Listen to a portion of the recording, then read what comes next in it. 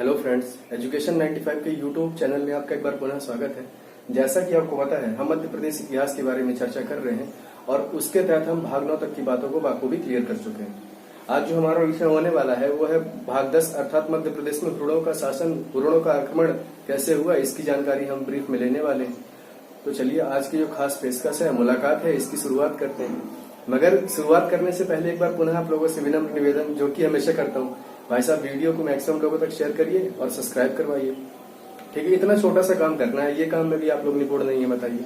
ठीक है, तो ये काम करवाइए और मैं वीडियो बनाऊँ। ठीक है, तो चलिए आज की जो मुलाकात है इसकी शुरुआत करते हैं। मध्य प्रदेश में हुरणों का शासन, हुरणों का आक्रमण कैसे हुआ। तो सबसे पहले तो ये जानिए कि हुरण कौन थे भाई, है ना। तो हुरण एक जाति थी। क्या थी? हुरण एक जाति थी जो कि चीन में रहा करती थी, और चीन में भी कहा, उत्तर पश्चिम क्षेत्र में। तो चीन के उत्तर पश्चिमी क्षेत्र में एक रहने वाली जाति थी, उसको कहते थे हुरण। तो ये चीन में रहा करते थे। अब चीन में जब रहे ये, तो इनको क्या दिखा भारत में कि भारत की ओर अग्रसर हुए, आने लगे। तो भारत में उनको लगा कि भारत क्या है, सोने की चिड़िया कहलाता है। तो उनको लालच की मंशा से लगा कि अगर भारत जाएंगे, भारत के राजाओं के ऊपर आक्रमण करेंगे, तो हमको कुछ न कुछ वहां से अच्छी अच्छी चीजें मिलेंगी, है ना, जिनको मैं अपने इस चीन में या कहीं भी जाके हम सेल आउट कर पाएंगे, बेच पाएंगे, है ना। तो भारत की ओर आने की उन्होंने सोचा। तो जो पहला हुरण शासक था जिसने भारत की ओर आने की सोचा, उसका नाम था खुस्नबाज।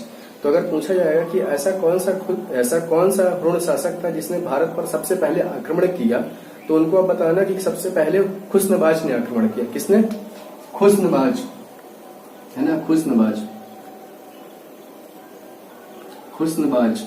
ठीक है, तो ये खुस्नबाज जो था, इसने भारत के ऊपर तो आक्रमण कर दिया, मगर जब जैसे इसने भारत के ऊपर आक्रमण किया तो इसने देखा कि जो एक मध्य प्रदेश है ना, तो मध्य प्रदेश में बड़े पावरफुल राजा बैठे हुए हैं, मध्य में, है ना, मध्य में बड़े पावरफुल राजा बैठे हुए हैं।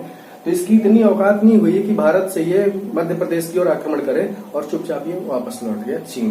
ठीक है, उसके बाद जो दूसरे राजा है, इसी कालखंड में जो दूसरे राजा है, उनका नाम था तोरमण। क्या नाम था मेरे दोस्त? तोरमण, है ना, तोरमण। तो जब ये तोरमण आया, तो तोरमण को लगा कि मतलब मेरे जो पूर्वज हैं वो भारत तो आ चुके हैं, क्यों ना एक काम करते हैं, हम मध्य भारत की ओर चलते हैं, है ना। तो सबसे पहले तोरमण ने क्या किया कि मध्य प्रदेश में आने की सोचा। ठीक है, मध्य प्रदेश में आने की सोचा। तो तोरमण क्या था? एक बड़ा प्रतापी शासक था, है ना, बड़ा होशियार व्यक्ति था। उसने जब मध्य प्रदेश में आने की सोचा, तो उसने एक बात कंठस्थ कर ली थी कि अगर मैं मध्य प्रदेश में जाऊंगा तो यहाँ से कुछ न कुछ चीजें लेके आऊंगा। ठीक है, तो जब वो आया मध्य प्रदेश में, तो मध्य प्रदेश में आ तो गया वो, और मध्य प्रदेश के रायसेन जिले के पास वो आया था, और रायसेन में एक सांची का अभिलेख है। उस अभिलेख में इसकी जानकारी मिलती है। उस अभिलेख में मूर्ति है, वराह मूर्ति। ये जानकारी मिलती है कि तोरमण मध्य प्रदेश में आया है। ठीक है, और उसी में उसको कहा गया है महाराजाधिराज। क्या कहा गया है? उपाधि ली थी इसने, महाराजाधिराज।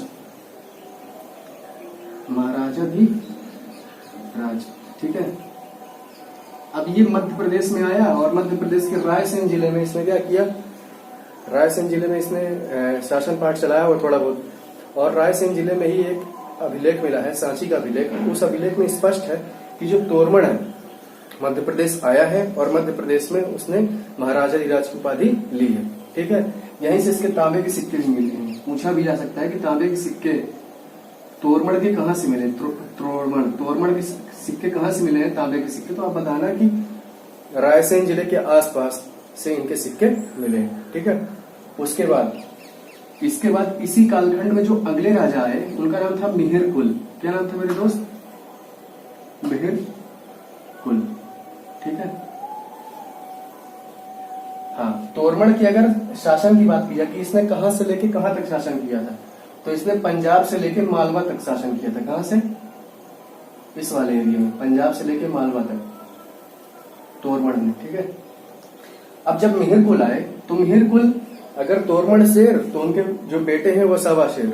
इन्होंने शासन किया है, तोरमण ने पंजाब से लेके मालवा तक। तो मिहिरकुल ने सोचा कि मेरे जो पिताजी हैं, मेरे जो पिताश्री हैं, इन्होंने पंजाब से मालवा तक शासन किया है, तो क्यों ना इस क्षेत्र को बढ़ाया जाए। तो इन्होंने शासन किया जम्मू कश्मीर से लेके मालवा तक। कहां से? जम्मू कश्मीर से लेके मालवा तक, ठीक है, जम्मू कश्मीर से लेके मालवा तक। और जो मिहिरकुल थे, मिहिरकुल तोरमण के क्या थे? पुत्र थे। तो पहला पॉइंट तो आप लिख सकते हैं कि इन्होंने शासन किया कहां से लेके? कश्मीर से लेके, कश्मीर से मालवा तक, ठीक है। दूसरा पॉइंट आप लिख सकते हैं कि तोरमण के पुत्र का नाम था क्या? मिहिरकुल, तोरमण के पुत्र, ठीक है। तीसरी चीज, जो मिहिरकुल थे, मिहिरकुल भाई साहब किस वाले सब सेक्शन में रहा करते थे? यहाँ पे मिहिरकुल, ठीक है, मिहिरकुल यहाँ पे रहा करते थे। और बिहार में बैठे हैं कौन? गुप्त वंश, गुप्त वंश के राजा नरसिंह गुप्त, नरसिंह गुप्त, ठीक है। और ये है मालवा आपका, मालवा में बैठे हैं यशोधर्मन। क्या नाम उनका? यशोधर्मन।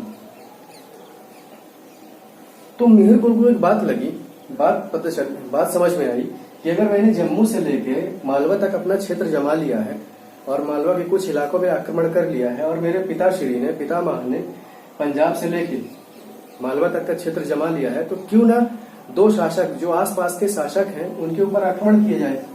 क्योंकि ऐसा इतिहास में कहा गया है कि एक जो आपके पड़ोसी होते हैं, आपके पड़ोसी कभी अच्छे दोस्त नहीं हो सकते कभी जीवन में, है ना। तो इसने सोचा क्यों ना जो हमारे पड़ोसी हैं इन पर आक्रमण किया जाए। और पड़ोसी कौन है? मालवा के शासक यशोधर्मन और गुप्तों के शासक नरसिंह गुप्त। तो सबसे पहले क्या किया मिहिरकुल ने कि नरसिंह गुप्त के ऊपर कर दिया आक्रमण, बिना बताए, है ना, बिना बताए नरसिंह गुप्त के ऊपर कर दिया आक्रमण। तो जैसे ही नरसिंह गुप्त के ऊपर आक्रमण किया तो नरसिंह गुप्त ने आओ देखा न था और मिहिरकुल को ये मार मारी, इनका ये हाल किया कि मिहिरकुल जहां से आए थे वहीं चुपचाप वापस चले गए, ठीक है। अब मिहिरकुल को लगा कि यार गुप्तों से लड़ाई करना अच्छी बात नहीं है, अगर गुप्तों से लड़ेंगे तो हार जाएंगे, ठीक। तो अब मिहिरकुल के दिमाग में एक बात और चलने लगी, ये बात लगी उनको कि अब एक काम किया जाता है, मेरा क्षेत्र यहाँ पे है और मैं मालवा के शासक के ऊपर क्या करता हूँ? आक्रमण करता हूँ। तो मिहिरकुल को जब ये बात लगी कि मालवा के शासक के ऊपर आक्रमण करना चाहिए, तो इसने मालवा के शासक यशोधर्मन के ऊपर कर दिया आक्रमण। मिहिरकुल ने यशोधर्मन के ऊपर कर दिया आक्रमण मालवा के शासक पर। तो उस बार तो ये बच भी गए थे, इस बार इनकी ये दशा की यशोधर्मन ने कि ये इन्होंने कुछ नहीं देखा, इन्होंने अपनी सेना को ये कहा कि अब दोबारा इस मालवा पर आक्रमण नहीं करना है, चुपचाप यहाँ से वापस चलो, नहीं तो हम यहाँ से बच नहीं पाएंगे, ठीक है। तो ये यहाँ से हार गए मिहिरकुल यशोधर्मन से, और यशोधर्मन से जैसे ही हारे तो सेना तो चली गई मगर मिहिरकुल बच गए। तो यशोधर्मन ने एक बात कही कि तुम मेरे चरणों में क्या करोगे? उपहार भेंट करोगे, अगर तुम मेरे चरणों में उपहार भेंट नहीं करोगे तो मैं तुमको यहाँ से जिंदा नहीं छोड़ूंगा। तो ऐसा कहा जाता है, ऐसा कहा गया है कि जो मिहिरकुल थे, मिहिरकुल ने यशोधर्मन के चरणों पर उपहार भेंट किया है। और ये बात मालवा के राजा यशोधर्मन का एक अभिलेख है ना, उस पर लिखी हुई है स्पष्ट, ठीक है। तो इनकी बात थी। दूसरी चीज, जो मिहिरकुल थे, मिहिरकुल के बारे में ग्वालियर का अभिलेख है। किसका? ग्वालियर का, है ना। इस ग्वालियर के अभिलेख में ये स्पष्ट है कि मध्य प्रदेश में मिहिरकुल का शासन था, ठीक है। ये छोटी छोटी जानकारी थी। इसके बाद अगर व्रणों की बात करें तो व्रणों का जो अंतिम शासक था वो मिहिरकुल ही थे, है ना। मिहिरकुल के बाद व्रणों का शासन हो गया है समाप्त, और इसके बाद कोई भी व्रण शासक देखने को नहीं मिलते। तो पेपर में पूछा जा सकता है कि व्रणों का पहला शासक कौन था, तो आप बताना खुशनवाज। जो अंतिम शासक था वो कौन था? मिहिरकुल, है ना। ये छोटे छोटे सवाल निकल के आ सकते हैं। और ये पूछा जा सकता है कि मिहिरकुल ने कौन कौन से राजाओं के ऊपर आक्रमण किया, तो आप उनको बताना कि गुप्त वंश के नरसिंह गुप्त के ऊपर और मालवा के यशोधर्मन के ऊपर आक्रमण किया, जहां उनको दोनों जगह पराजय का सामना करना पड़ा, ठीक है। अगली क्लास में हम चर्चा करेंगे मध्य प्रदेश में राष्ट्रकूट, या देख लेंगे मंदसौर का अधिकार वंश के बारे में। जो भी होगा उसके बारे में चर्चा करेंगे। इसके साथ होती है क्लास समाप्त। Thank you so much. जय हिंद।